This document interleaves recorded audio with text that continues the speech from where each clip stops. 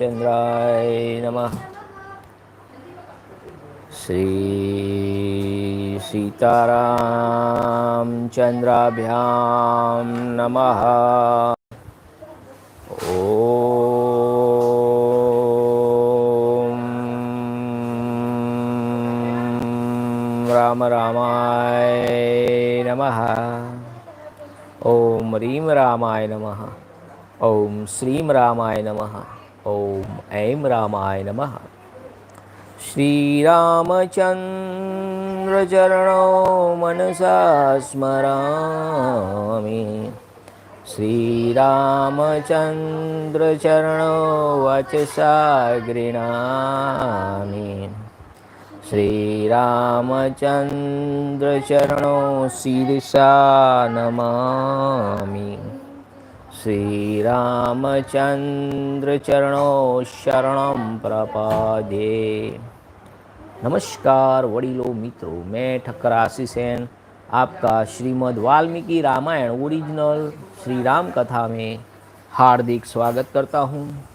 This is the original Valmiki Ramayana narrated by Valmiki Rishi, the glory of Bhagwan Sri Ram. Jai Sri Ram, Jai Jai Sri Ram. Published by Gita Press Gorakhpur. Word to word, line by line Shri Ram कथा चल रही है। अब तक हमने देखा हनुमान जी ने अक्ष कुमार को मौत के घाट उतार दिया है। रावण के पुत्र, छोटे पुत्र, उनको उसकी वीरता पर बहुत अच्छा लगा, फिर भी उसका युद्ध कौशल भी उन्होंने अच्छा लगा हनुमान जी को, पर उसका वध जरूरी था क्योंकि वो मरने मारने पर तुला हुआ था, तो हनुमान जी ने उसका वध कर दिया। तो आगे आज की कथा देखते हैं। सुंदरकांड बहुत ही पुण्यशाली कांड है क्योंकि इसमें शौर्य की गाथा है हनुमान जी की, हनुमान जी के विचारों की गाथा है। तो हनुमान जी को जानना है तो सुंदरकांड वाल्मीकि रामायण का। तो रावण भी मानता है कि बाली और सुग्रीव और जाम्बान से भी बलवान हनुमान जी है। तो हमारे हनुमान जी इतने बलशाली हैं, तो रावण भी सोचता है कि मैंने कई बंदर देखे, बाली, सुग्रीव और जाम्बान, इतनी ताकत, तो इतनी चंचल चपलता तो किसी में नहीं देखी, ये कौन है? ऐसे हैं हमारे महाबली, महावीर, महायशस्वी, पवनपुत्र, अंजनी सूत हनुमान जी। तो उनके विषय में सुंदरकांड जो है बहुत ही ज़बरदस्त सुंदरकांड चल रहा है। तो शुरू करते हैं आज का एपिसोड नंबर 266 सुंदरकांड और 48वां सर्ग लेके श्री राम प्रभु का नाम। जय श्री राम, जय जय श्री राम। इंद्रजीत और हनुमान जी का युद्ध, उसके दिव्यास्त्र के बंधन में बंधकर हनुमान जी का रावण के दरबार में उपस्थित होना। अष्टचत्वारिश सर्ग Canto 48। Dispatched by Ravana, Indrajit, Ravana's eldest son, marches against Hanuman on his shaft begun, rendered ineffective by Hanuman through his extreme agility. Indrajit takes him captive by discharging the unfailing missile presided over by Brahma, the creator, even though capable of rendering it ineffective. Hanuman yielded to its influence, eager as he was to meet Ravan, to whose presence he is led by his son. तदंतर हनुमान जी के द्वारा अक्ष कुमार के मारे जाने पर राक्षसों का स्वामी महाकाय रावण अपने मन को किसी तरह सुस्थिर करके रोष से जल उठा और देवताओं के तुल्य पराक्रमी कुमार इंद्रजीत यानी कि मेघनाद को इस प्रकार आज्ञा दी, हे बेटे, तुमने ब्रह्मा जी की आराधना करके अनेक प्रकार का अस्त्रों का ज्ञान प्राप्त किया है। तुम अस्त्रवेत्ता, शस्त्रधारियों में श्रेष्ठ तथा देवताओं और असुरों को भी शोक प्रदान करने वाले हो। इंद्र सहित संपूर्ण देवताओं के समुदाय में तुम्हारा पराक्रम देखा गया है। इंद्र के आश्रय में रहने वाले देवता और मरुदगण भी समरभूमि में तुम्हारे अस्त्र बल का सामना होने पर टिक नहीं सके हैं। तीनों लोकों में तुम्हारे सिवा दूसरा कोई ऐसा नहीं है जो युद्ध से थकता न हो। तुम अपने बाहुबल से तो सुरक्षित हो ही, तपस्या के बल से भी पूर्णतः निरापद हो। यानी इंद्रजीत में बाहुबल तो है, साथ में उसमें तपस्या भी है। देश और काल का ज्ञान रखने वालों में प्रधान और बुद्धि की दृष्टि में से तो भी सर्वश्रेष्ठ तुम ही हो। युद्ध में तुम्हारे विरोचित कर्मों के द्वारा कुछ भी असाध्य नहीं है। शास्त्रानुकूल बुद्धिपूर्वक राज कार्य का विचार करते समय तुम्हारे लिए कुछ भी असंभव नहीं है। तुम्हारा कोई भी विचार ऐसा नहीं होता जो कार्य का साधक न हो। त्रिलोकी में एक भी ऐसा वीर नहीं जो तुम्हारी शारीरिक शक्ति और अस्त्र बल को न जानता हो। देखिए इस श्लोक में कितना बढ़िया समझाया है कि इंद्रजीत में घनाद कौन है। समझे आप, सोचे कि विरोचित कर्म और शास्त्र अनुकूल बुद्धि, राज्य कार्य का विचार, तो उससे कुछ भी असंभव नहीं है। अगर शास्त्रोक्त बुद्धि से आप कुछ कार्य करते हैं तो सब कुछ संभव है, ऐसा रावण उसे समझा रहा है। और तुम्हारा कोई भी विचार ऐसा नहीं होता जो कार्य का साधक न हो। यानी हमारा हर एक विचार कार्य साधना में लगा रहना चाहिए। जीवन का एक ध्येय होना चाहिए कि मुझे आईएएस ऑफिसर बनना है, मुझे ये बनना है, तो उस कार्य साधना के अनुरूप विचार भी ऐसे ही होने चाहिए, तभी आप उस लक्ष्य तक पहुंच सकते हो। तो रावण भी यही समझा रहा है कि तुम्हारा कोई भी विचार ऐसा नहीं है जो कार्य का साधक न हो। यानी कि कार्य साधना के अलावा कोई विचार उनके मन में आता ही नहीं है, वही सफलता प्राप्त करता है। और त्रिलोकी में एक भी ऐसा वीर नहीं जो तुम्हारी शारीरिक शक्ति और अस्त्र बल को न जानता हो। तुम्हारा तपोबल, युद्ध विषयक पराक्रम और अस्त्र बल मेरे ही समान है। युद्ध स्थल में तुमको पाकर मेरा मन कभी खेद या विषाद को नहीं प्राप्त होता है, और क्योंकि इसे यह निश्चित विश्वास रहता है कि विजय तुम्हारे पक्ष में होगी। देखो किंकर नाम वाले समस्त राक्षस मार डाले गए हैं। जम्बूमाली नाम का राक्षस भी जीवित न रह सका। मंत्री के सातों वीर पुत्र और मेरे 5 सेनापति भी काल के गाल में चले गए हैं। उनके साथ ही हाथी, घोड़े और रथों सहित मेरी बहुत सी बल वीर्य से संपन्न सेनाएं भी नष्ट हो गई हैं। और तुम्हारा प्रिय बंधु कुमार अक्ष भी मारा डाला गया है। हे शत्रुसूदन, मुझे भी जो तीनों लोकों पर विजय पाने की शक्ति है मुझ में, वह तुम में भी है। पहले जो लोग मारे गए हैं उनमें वह शक्ति नहीं थी, इसलिए तुम्हारी विजय निश्चित है। Filled with rage on Prince Aksha having been killed by Hanuman, yet controlling his mind, the high-minded Ravana, the Caesarian lord of the ogres, for his part next commanded his eldest son Indrajit, so called become had conquered Indra, the lord of the gods। यानी इंद्र को हराने वाला इंद्रजीत कहलाता है। भगवान का भी जो मेन है इंद्र, भगवान इंद्र जो भगवानों के भगवान कहलाते हैं, उनको भी हराने वाला इंद्रजीत है। Who viewed with gods as follows: proficient in the use of mystic missile and the foremost of those wielding arms, you cause grief even to the gods and the demons. Your exploits have been witnessed by even against the gods, including Indra, their ruler, and you have acquired proficiency in the use of mystic missile by propitiating Brahma, the grandfather of the entire creation, being the progenitor of Marich and other, the lord of the creation. Coming in conflict with the might of your missile, none, including gods and the company of the 49 wind gods, dependent on Indra, the ruler of gods, could stand on the field of battle.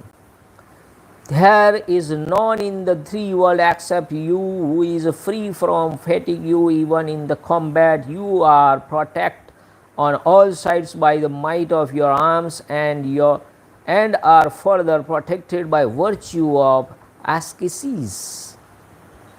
Time and place are the main consideration with you. You are the foremost of all in intelligence. Nothing is incapable of achievement by means of your exploit in contest, nor is there anything which cannot be accomplished by you after deliberation through your judgment. Nor is there anyone in the three world who does not know the force of your missile or your own physical strength, the power of your austerities, nay, your prowess as well as the might of your missile in combat is equal to mine. Finding you in the thick of fight, my mind does not give way to disappear, begun assured of victory. All the kinkar have been destroyed, as also the ogre Jambumali, even the 7 heroic son of my chief minister, as well as the 5 generals have been killed. Nay, force fully equipped with strength and arms, and accompanied by horse, elephant, and chariot, as well as your beloved ultimate Atarian brother Prince Aksha, have been destroyed. The strength, however, which exists in me, O destroyer of foes, hinges on you alone and did not hinge on them. इस प्रकार अपनी विशाल सेना का संहार और उस वानर का प्रभाव एवं पराक्रम देखकर तुम अपने बल का भी विचार कर लो, फिर अपनी शक्ति के अनुसार उद्योग करो. Seeing this large army destroyed by the monkey, and considering the influence as well as the prowess of the monkey, and weighing your own strength, exhibit your valor according to your might. शस्त्रधारियों में श्रेष्ठ वीर, तुम्हारे सब शत्रु शांत हो चुके हैं. तुम अपने और पराये बल का विचार करके ऐसा प्रयत्न करो जिससे युद्ध भूमि के निकट तुम्हारे पहुँचते ही मेरी सेना का विनाश रुक जाए. Fully waging your own strength as well as of the enemy, exert yourself in such a way, as well among those employing missile, that the further destruction of 4 army may stop the moment you whose enemies have arrived near Hanuman. हे वीरवर, तुम्हें अपने साथ सेना नहीं ले जानी चाहिए, क्योंकि वे सेनाएं समूह की समूह या तो भाग जाती है या मारी जाती है. इस तरह अधिक तीक्ष्णता और कठोरता से युक्त वज्र लेकर भी जाने की कोई आवश्यकता नहीं है, क्योंकि उसके ऊपर वह भी व्यर्थ सिद्ध हो चुका है. उस वायुपुत्र हनुमान की गति अथवा शक्ति का कोई माप तोल या सीमा नहीं है. देखिए हनुमान जी कैसे हैं, उनकी रावण भी बोल रहा है कि हनुमान जी क्या हैं कि वायुपुत्र हनुमान की गति और शक्ति का कोई माप तोल नहीं है. और जहाँ राम कथा चलती है वहाँ हनुमान जी साक्षात विराजमान होते हैं. यह सीमा नहीं, वह अग्नितुल्य तेजस्वी वानर किसी साधन विशेष से नहीं मारा जा सकता है.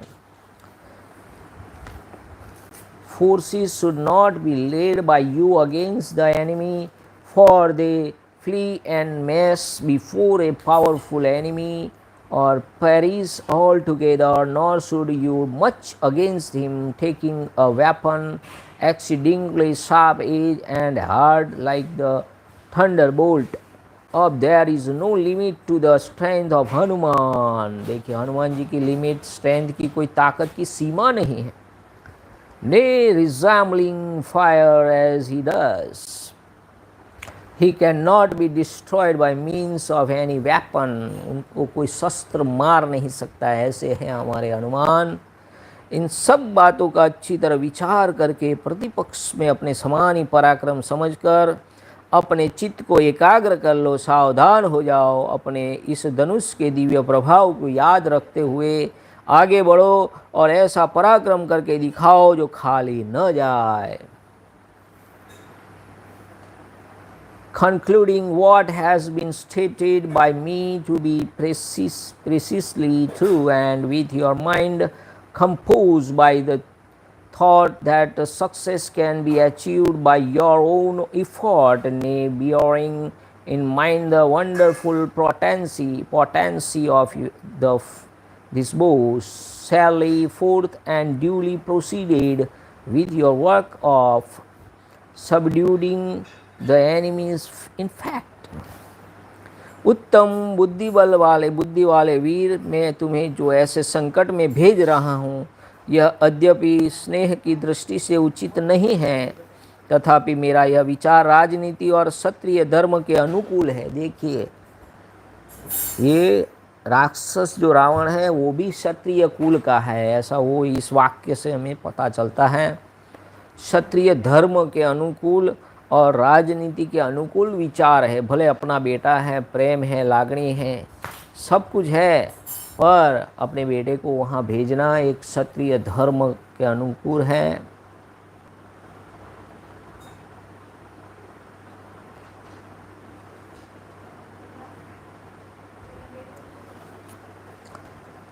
तो रावण भी कहता है कि ये क्षत्रिय धर्म के अनुकूल में ये आपको विचार दे रहा हूँ, आपको भेज रहा हूँ, स्नेह की दृष्टि से उचित नहीं है। Indeed, the thought is not well advised that I should willingly send you to face this danger. I should willingly send you to face this danger, O darling of excellent judgment, but you know this decision in accord with the duties of a king and is approved by the warrior class। हे शत्रु दमन वीर, पुरुष को संग्राम में नाना प्रकार के शस्त्रों की कुशलता अवश्य प्राप्त करनी चाहिए, साथ ही युद्ध में विजय पाने की भी अभिलाषा रखनी चाहिए। देखिए, किसी भी वीर पुरुष को क्या करना चाहिए कि संग्राम में शस्त्रों की कुशलता भी होनी चाहिए। तो अभी तो शस्त्रों से नहीं लड़ना है, बुद्धि से लड़ना है, कलम से लड़ना है।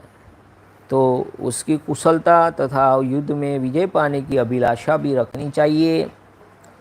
Proficiency in the various branches of learning such as ethics, economics and political science, as well as in the military operations, should be acquired by a king, and trumpet in war should also be sought, O tamer of enemies। अपने पिता राक्षस राज रावण के इस वचन को सुनकर देवताओं के समान प्रभावशाली वीर मेघनाद ने युद्ध के लिए निश्चित विचार करके जल्दी से अपने स्वामी रावण की परिक्रमा की। Hearing that exhortation of his father, the hero Indrajit, who was powerful as a god, a son of Daksha, we read in a Vishnu Puran of your Daksha involved with his mind alone created beings with God and Rishi along with the Gandharva, serpent and birds, a lot of created beings, and had made up his mind to seek the field of battle with all speed, then went round his lord Ravana clockwise। देखिए, वो भी अपने पिता की प्रदक्षिणा करता है clockwise, समघड़ी दिशा में। तत्पश्चात सभा में बैठे हुए अपने दल के प्रिय राक्षसों द्वारा भूरी भूरी प्रशंसित हो इंद्रजीत विकट युद्ध के लिए मन में उत्साह भरकर संग्राम भूमि की ओर जाने को उद्धत हुआ। Honored by some beloved people of his own class presented in the royal assembly, Indrajit, who was terrific in the combat and was full of martial ardor, proceeded towards the field of battle. उस समय प्रफुल्ल कमल दल के समान विशाल नेत्रों वाला राक्षस राज रावण का पुत्र महातेजस्वी श्रीमान इंद्रजीत पर्व के दिन उमड़े हुए समुद्र के समान विशेष हर्ष और उत्साह से पूर्ण हो राजमहल से बाहर निकला। The glorious son of Ravana, the Caesarean lord of ogres, who had big eyes as a lotus and was endowed with extraordinary energy, rushed forth like a sea on a full moon day.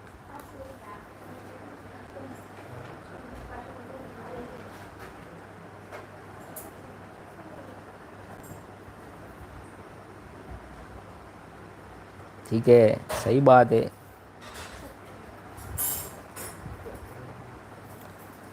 Hanuman ji होते हैं, हर राम कथा में हाजिर होते हैं, ये तो कहा लोग कहते हैं।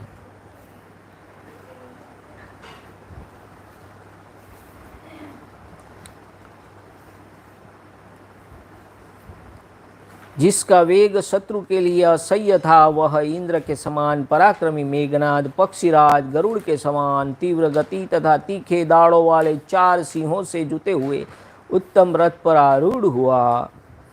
The notorious Indrajit of irresistible vigor, for his part, who compared with Indra, duly ascended his chariot, yoked to 4 sharp-toothed tiger, weighing with Garuda in the speed and well matched in swiftness.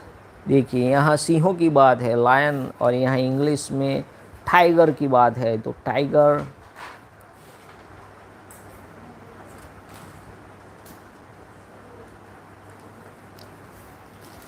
अस्त्र शस्त्रों का ज्ञाता, अस्त्रविद्ताओं में अग्रगण्य और धनुर्धरों में श्रेष्ठ वह रथिवीर रथ के द्वारा शीघ्र उस स्थान पर गया जहाँ हनुमान जी उसकी प्रतीक्षा में बैठे थे।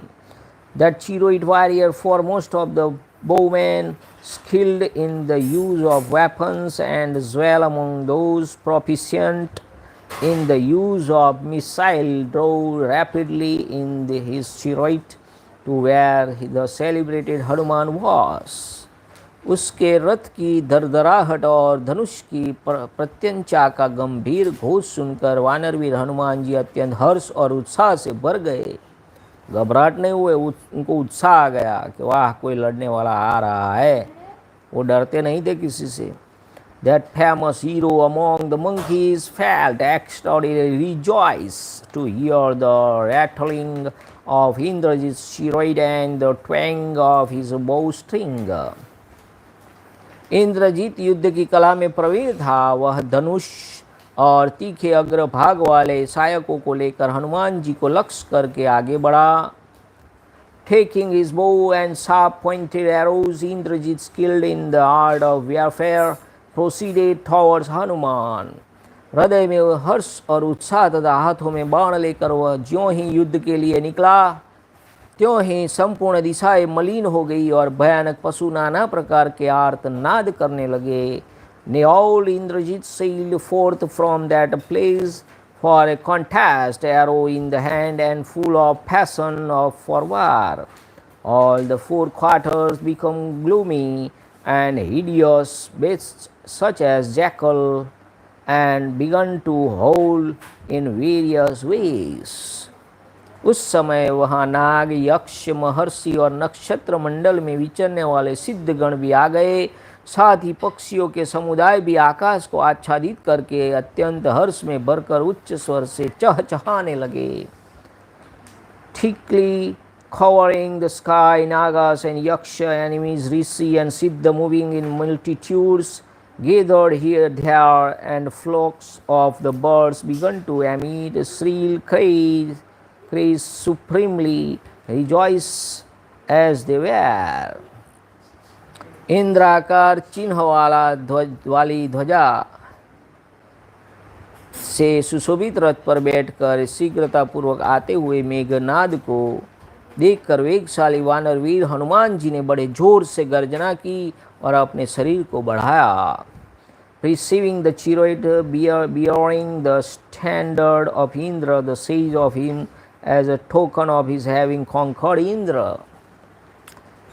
यानी कि इंद्र ध्वजा में इंद्र का प्रतीक रखा था क्योंकि उसने इंद्र को जीत लिया था, तो उस दिखाने के लिए कि मैं इंद्र जीत हूँ, इंद्र को भी मैंने हराया, इसलिए उसकी ध्वजा में इंद्र का सिंबल था। Coming rapidly toward him, Hanuman, who was full of ardor, raised a great shout and grew to the immense proportions. उस दिव्य रथ पर बैठकर विचित्र धनुष धारण करने वाले इंद्रजीत ने बिजली की गड़गड़ाहट के समान टंकार करने वाले अपने धनुष को खींचा। Seated in a celestial chariot, that conqueror of Indra, who was armed with a marvelous bow, pulled his bow string, which emitted a harsh sound like that accompanying a stroke of lightning. ये तो भाषा का एक गौरव है, ऐसे दिखाने के लिए कितनी स्पीड से आता है। इसको अलंकार बोलते हैं, भाषा को अलंकृत करना। फिर तो अत्यंत दुस्सह वेग और महान बल से संपन्न हो युद्ध में निर्भय होकर आगे बढ़ने वाले वे दोनों वीर कपिवर हनुमान तथा राक्षस राजकुमार मेघनाथ परस्पर बैर बांध कर देवराज इंद्र और दैत्यराज बलि की भांति एक दूसरे से भिड़ गए।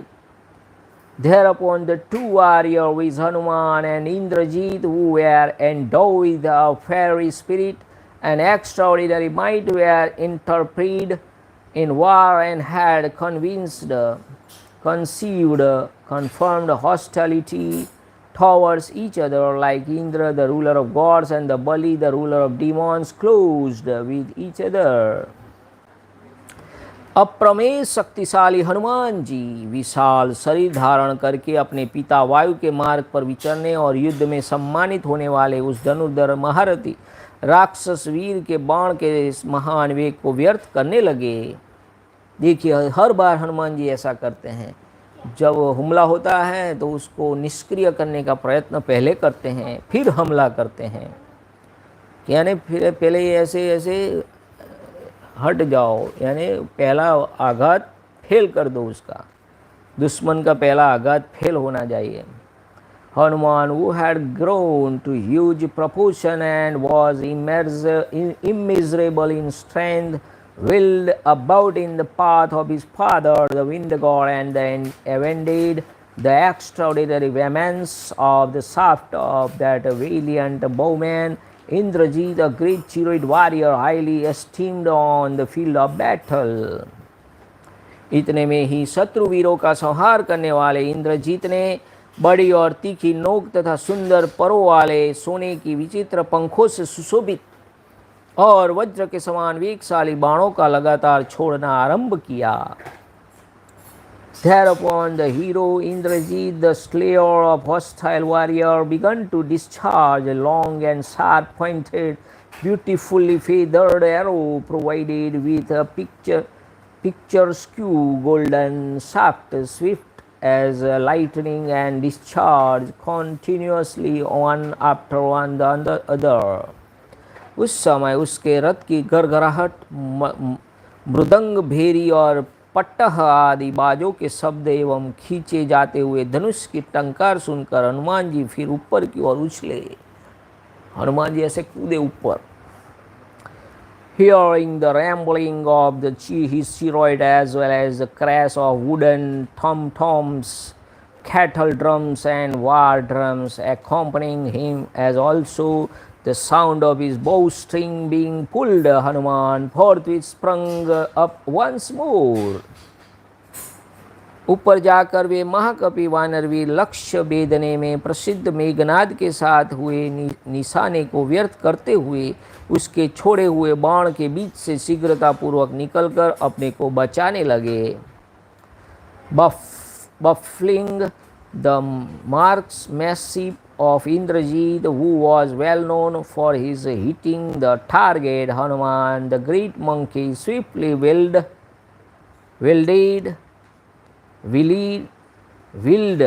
about between the arrows. वे पवन कुमार हनुमान बारंबार उसके बाणों के सामने आकर खड़े हो जाते और फिर दोनों हाथ फैलाकर बात की बात में उड़ जाते थे. Hanuman sprung from the lions of the wind god, stood once more facing his arrow, and forthwith leaped up, stretching his arms to escape his arrows.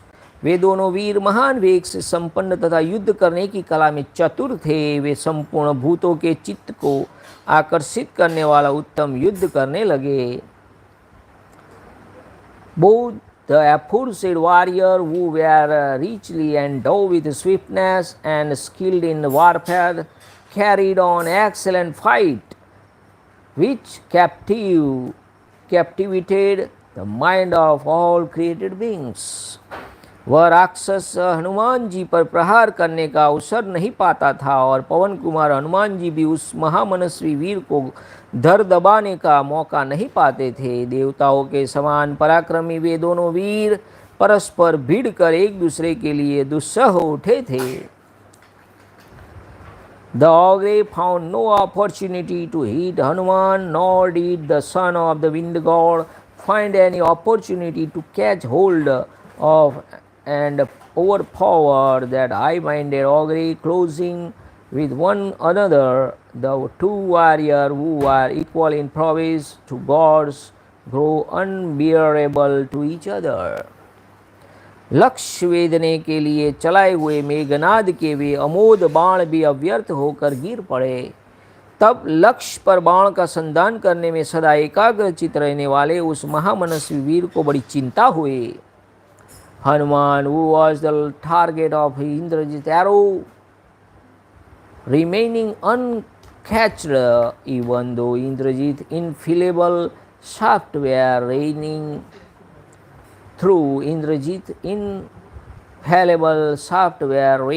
on him. The high-minded ogre, whose mind was focused on directing his arrows against his target, gave way to great anxiety. उन कपिश्रेष्ठ को अवध्य समझकर राक्षस राजकुमार मेघनाद वानर वीरों में प्रमुख हनुमान जी के विषय में यह विचार करने लगा कि इन्हें किसी तरह कैद कर लेना चाहिए, परंतु ये मेरी पकड़ में आ कैसे सकता है. Realizing the fact of that monkey in the question, incapable of being slain, Indrajit, son of the ruler of ogres, began to consider the question of capturing that leader of monkey heroes and through how he could fall into bondage. देखिए, मार तो नहीं सकते. नीरज कुमार, जय हनुमान, जय हनुमान. मार तो नहीं सकते. रावण ने भी कहा था हनुमान जी को कोई अस्त्र मार नहीं सकता. तो मेघनाद ने क्या सोचा, इसको पकड़ लेते हैं.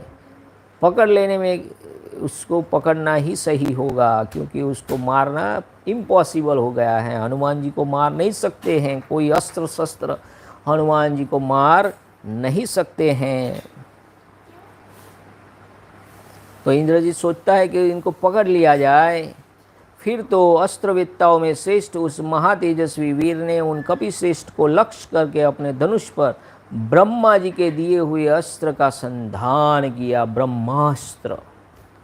Thereupon that hero, the foremost of those well versed in the use of missile and endowed with exceptionally energy, put his bow, the missile presided over by Brahma, the creator, aiming at it at the jewel among the monkeys. अस्त्रवेत्ताओं में के ज्ञाता इंद्रजीत ने महाबाहु पवन कुमार को अवध्य जानकर उन्हें उस अस्त्र से बांध लिया. देखिए, इंद्रजीत भी बड़ा होशियार था कि ये अस्त्र तो फेल हो रहे हैं, तो अब इनको पकड़ने के लिए आखिरी ब्रह्मास्त्र चला दिया. Concluding that he was incapable of being killed even with the with that missile, Indrajit, who know how to use a missile correctly, bound that mighty arm, offspring of the wind god, by means of the missile. राक्षस द्वारा उस अस्त्र से बांध लिए जाने पर वानरवीर हनुमान जी निश्चेष्ट होकर पृथ्वी पर गिर पड़े. Bound by the augury with the help of that missile, the aforesaid monkey become unconscious, यानी बेसुध हो गए.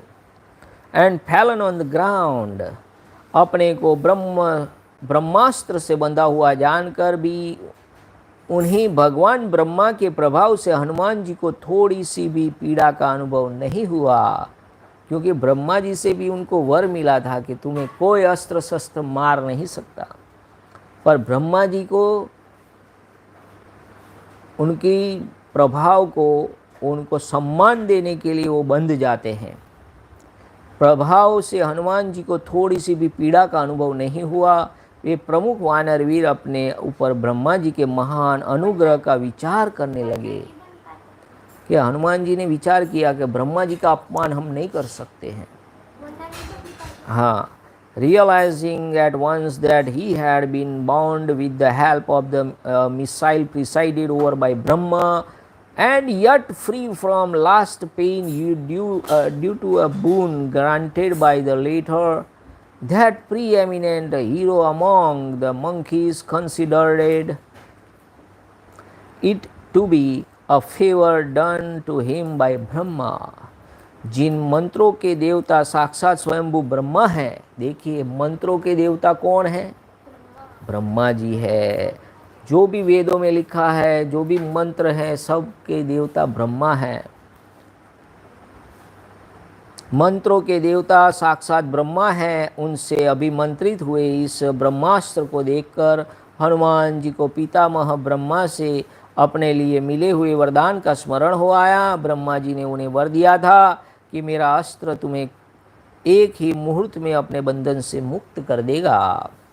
Recognize it to be a missile presided over by Brahma and considered consecrated by means of a spell scared to Brahma. The self-born creator Hanuman recalled a boon received by him from the grandfather of the entire creation, to the effect that he would be freed from its effect after an hour or so. फिर वे सोचने लगे, लोक गुरु ब्रह्मा के प्रभाव से मुझ में इस अस्त्र से के बंधन से छुटकारा पाने की शक्ति नहीं है. देखिए लोग क्या कहेंगे, सबसे बड़ा रोग लोग क्या कहेंगे. तो यहाँ हनुमान जी भी लोक गुरु ब्रह्मा के प्रभाव से मुझसे इस अस्त्र के बंधन से छुटकारा पाने की शक्ति नहीं है,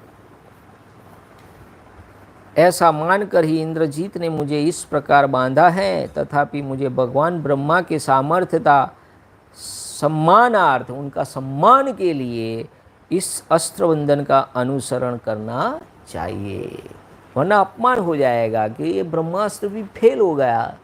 तो फिर कौन मानेगा ब्रह्मा जी को? कौन मानेगा उनके अस्त्र शस्त्रों को, उनके मंत्रों को, वेदों को? कौन मानेगा अगर वो फेल हो गए? He said to himself, due to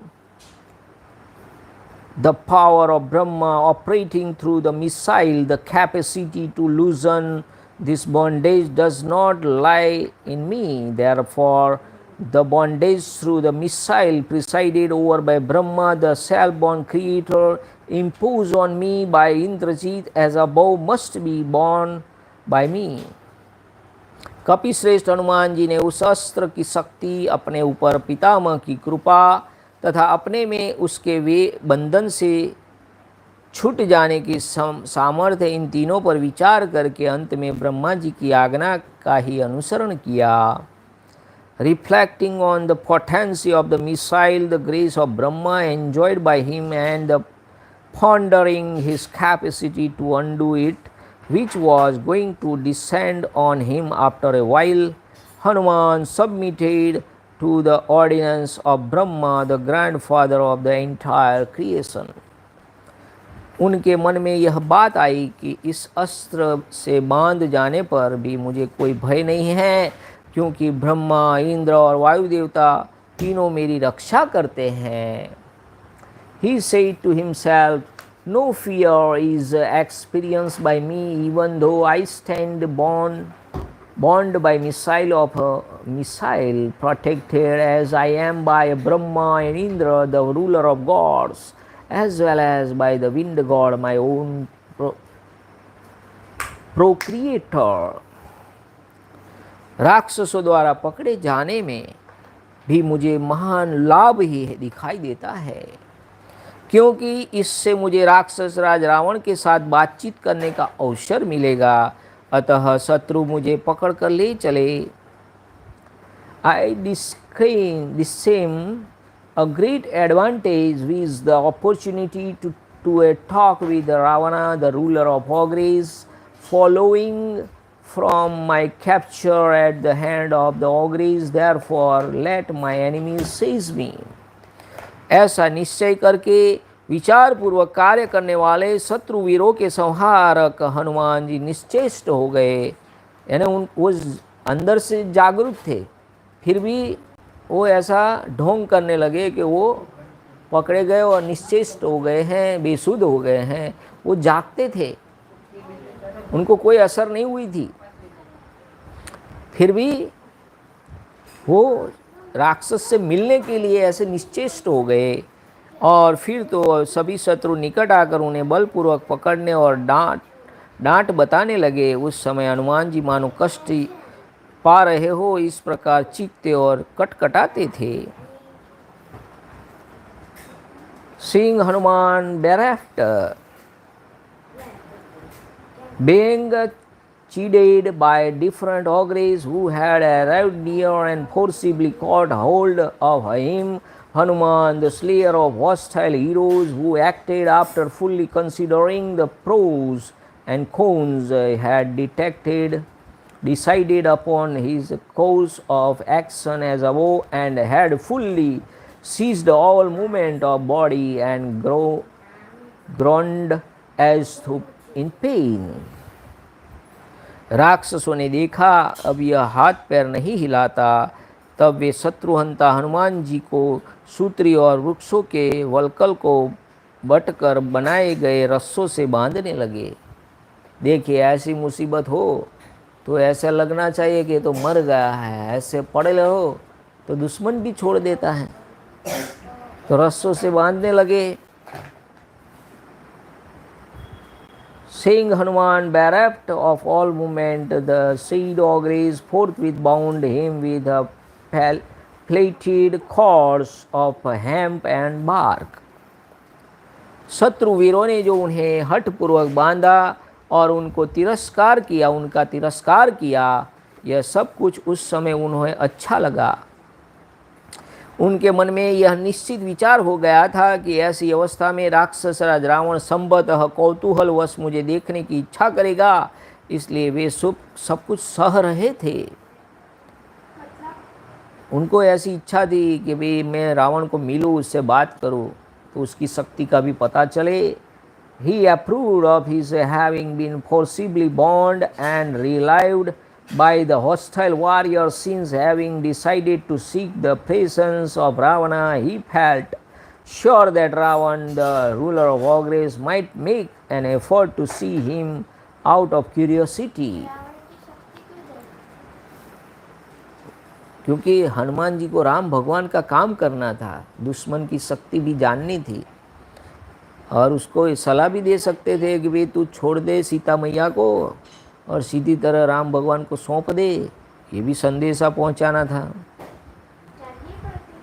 वल्कल के रस्से से बंध जाने पर पराक्रमी हनुमान ब्रह्मास्त्र के बंधन से मुक्त हो गए, क्योंकि उस अस्त्र का बंधन किसी दूसरे बंधन के साथ नहीं रहता है। Bound with that rope, the powerful Hanuman was set free by the missile, for the bondage of the missile does not at all coexist with another bondage and leaves its victim. वीर इंद्रजीत ने जब देखा कि यह वानर शिरोमणि तो केवल वृक्षों के वल्कल से बंधा है, दिव्यास्त्र के बंधन से मुक्त हो चुका है, तब उसे बड़ी चिंता हुई। वह सोचने लगा, दूसरी वस्तुओं से बांधा हुआ होने पर भी यह अस्त्र बंधन में बंधे हुए की भांति बर्ताव कर रहा है। ओहो, इन राक्षसों ने मेरा किया हुआ बहुत बड़ा काम चौपट कर दिया। इन्होंने मंत्र की शक्ति पर विचार नहीं किया। यह अस्त्र जब एक बार व्यर्थ हो जाता है तब पुनः दूसरी बार उसका प्रयोग नहीं हो सकता।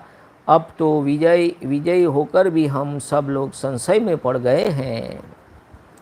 Recognizing that dwell among the monkeys who had now been bound with a rope made of a bark of trees, as having been set free by the missile, Indrajit now became thoughtful when he saw that even though bound with the other means, the monkey was behaving as if he was still bound with the missile. He said to himself, "Oh, my great exploit in the form of taking his monkey captive has been rendered futile by the ogres, by whom the mode of the operation of the mystic formula by which the missile is controlled was surely not taken into consideration. Once the missile has been rendered ineffective, another round of the missile cannot be operative again, and thus we have all been placed in a predicament." Hanuman ji यद्यपि अस्त्र के बंधन से मुक्त हो गए थे, तो भी उन्होंने ऐसा बर्ताव किया मानो वे इस बात को जानते ही न हो। क्रूर राक्षस उन्हें बंधनों से पीड़ा देते और कठोर मुक्कों से मारते हुए खींच कर ले चले। इस समय वे वानर वीर राक्षस राज रावण के पास पहुंचाए गए। Being struck by cruel ogres, even though set free by the missile,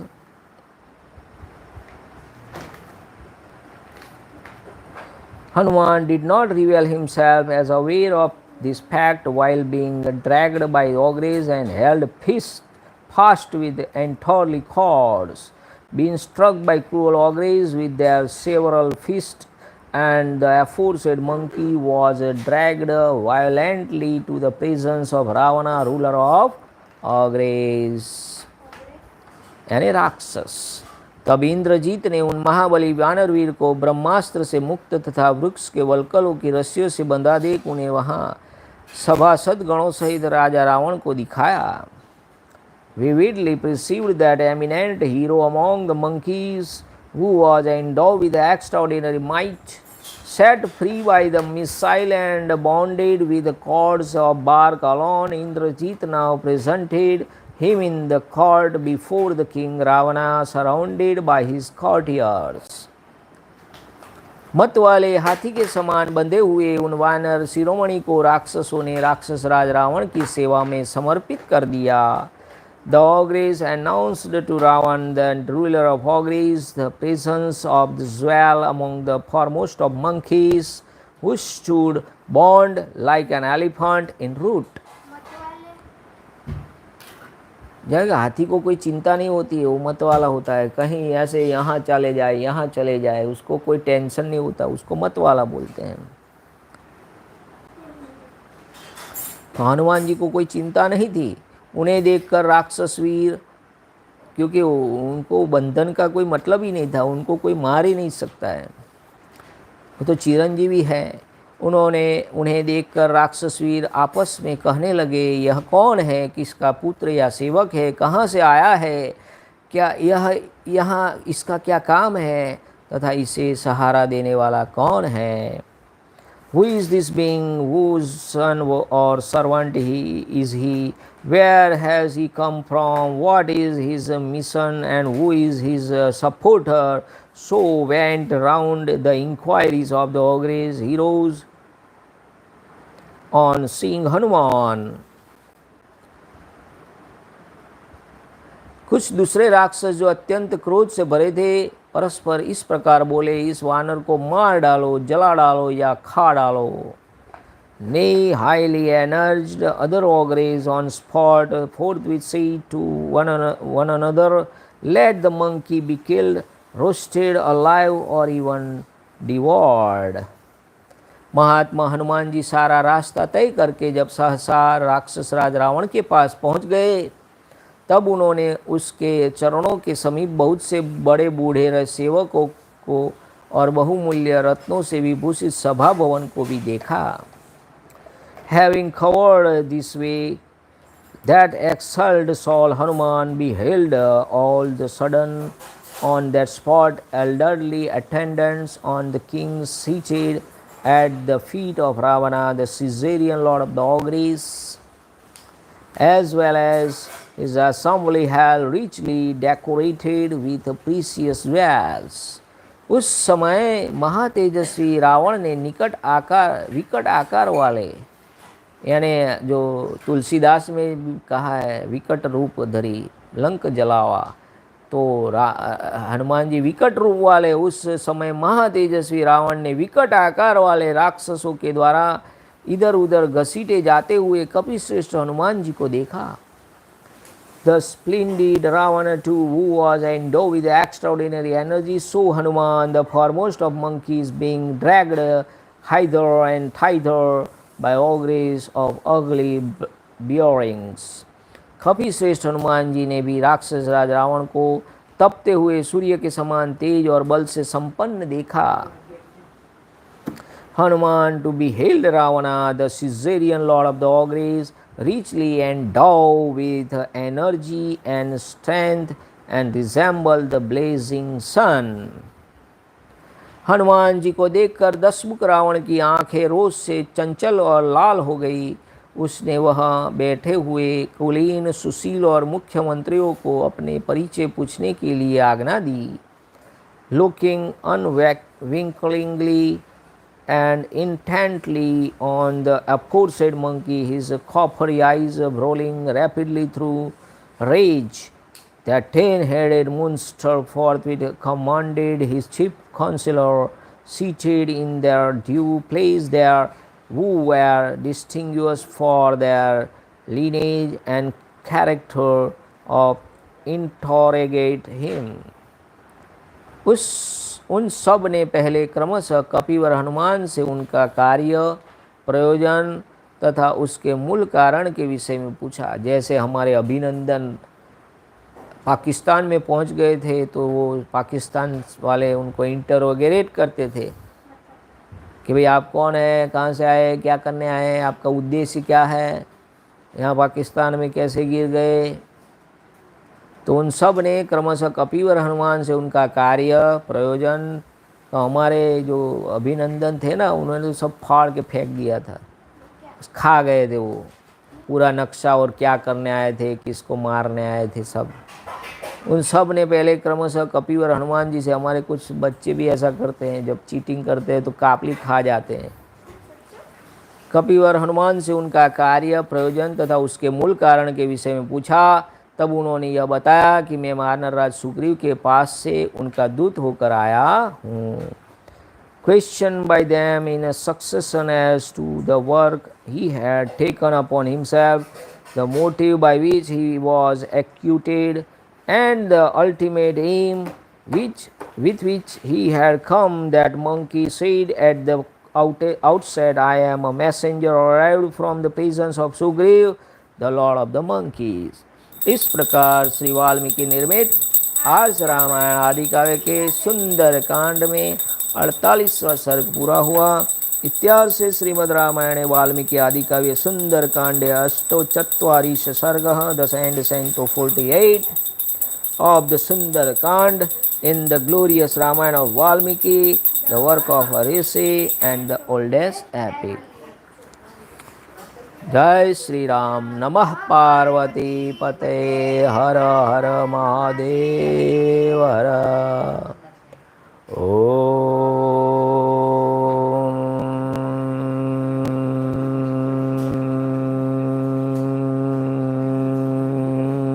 नमो रामचंद्राय नमः. श्री सीतारामचंद्राभ्यां नमः. ओम.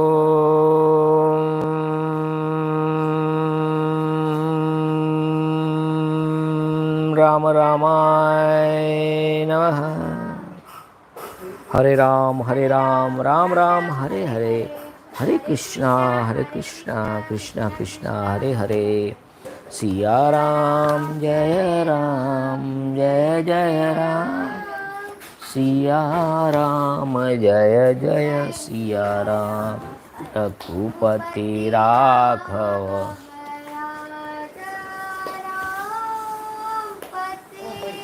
पावन सीताराम।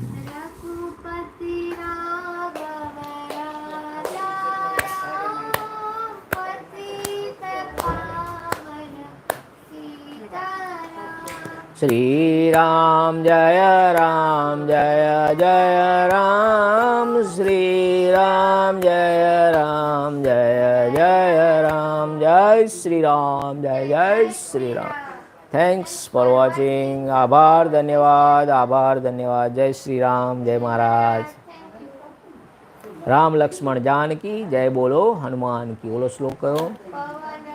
पवन तनय संकट हरण, मंगल मूर्ति रूप, मलखन सीता सहित, हृदय बसहु सुर भूप। वर रामचंद्र की जय, पवन सुत हनुमान की जय, पति महादेव की जय, सनातन संतन की जय, सनातन धर्म की जय। जय श्री राम। आभार धन्यवाद। जय श्री राम, जय महाराज।